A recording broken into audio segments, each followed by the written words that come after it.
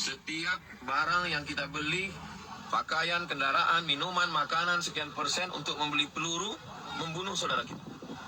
Saya bukan muslim, apa urusan saya? Untuk masalah Gaza, masalah Palestina, tidak perlu jadi muslim. Cukup jadi manusia saja. Karena ini masalah kemanusiaan. Saudara saya dimanapun berada, apapun agama, suku, bangsanya, maka penjajahan di atas dunia harus dihapuskan. Apapun suku, agama. Congor Somat. Setiap penjajahan di muka bumi harus dihapuskan. Apa yang dia katakan Anda benar. Tapi ini fakta Indonesia dijajah oleh mayoritas. Untuk beribadah saja nggak bisa kok. Gereja ditutup. Dan omongan kamu itu sangat provokatif. Bahkan Yusuf Kala terbukti sah bahwa dialah bapak radikalis itu. Dia yang sudah berkunjung sampai 3 kali ke Afghanistan dan memuji-muji Taliban. Entah Taliban atau Tali BH nggak tahu. Dia mendukung sekali itu. Mendatangkan penceramah-penceramah radikal dari luar negeri. Dan suruh berdebat di Indonesia nggak berani.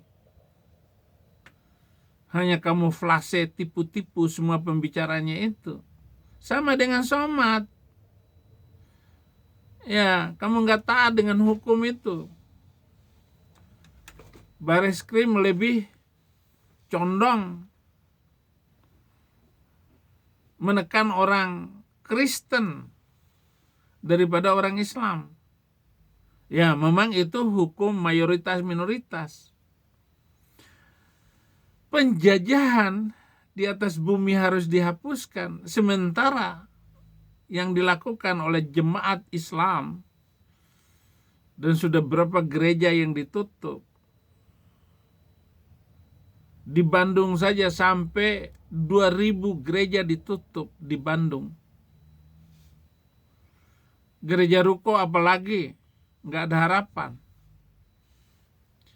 Memang itu prinsip fundamental yang tercantum dalam alinea pertama pembukaan Undang-Undang Dasar 45 menegaskan bahwa kemerdekaan adalah hak segala bangsa dan segala bentuk penjajahan bertentangan dengan nilai kemanusiaan dan peri keadilan. Pandangan ini menjadi dasar Indonesia menolak penindasan. Tetapi apa yang terjadi setelah preambul Undang-Undang Dasar 45 ini, Indonesia setelah dikuasai oleh mayoritas ini, saudara-saudara, menjadi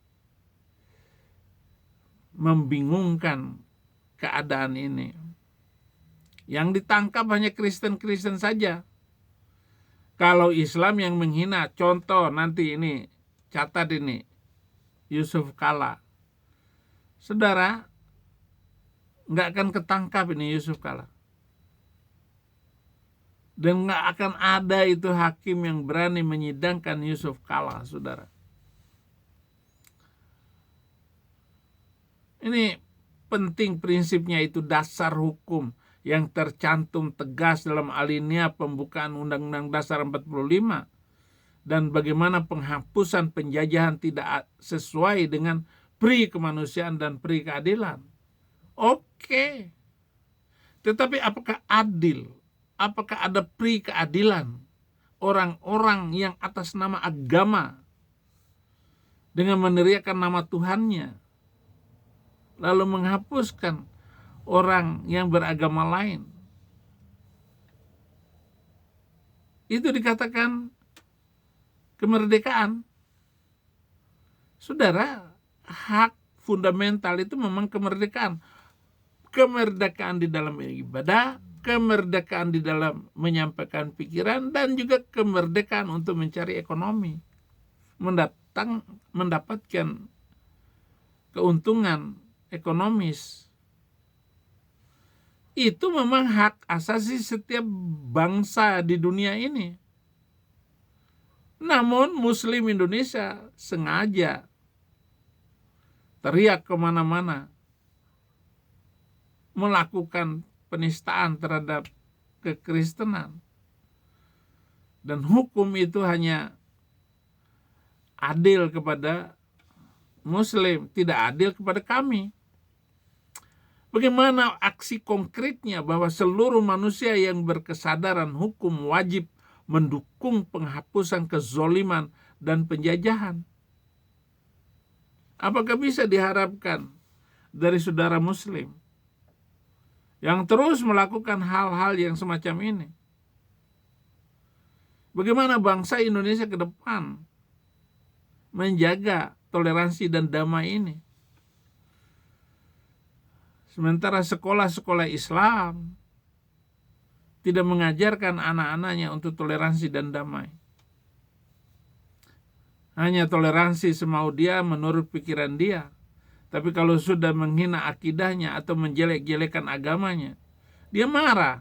Giliran dia yang mengejek, menjelek-jelekan agama orang lain, cuek saja.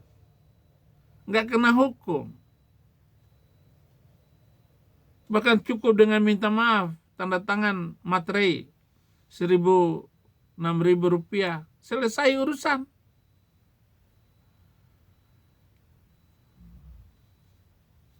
Bukan karena marah karena saya korban dari Yusuf Kala, tetapi kita pakai semuanya dengan dasar pemikiran, perasaan yang sama, bahwa kita ingin damai. Andainya Muslim itu mau damai, baik, saya nggak akan berhenti. Saya diam saja akhirnya. Udah biarin saja orang mau ngomong apa. Demikian saudara-saudaraku. Jangan lupa like dan subscribe. Saling doa untuk menciptakan, menyiapkan kondisi Indonesia yang lebih baik di masa yang akan datang. Terima kasih. Tuhan Yesus memberkati.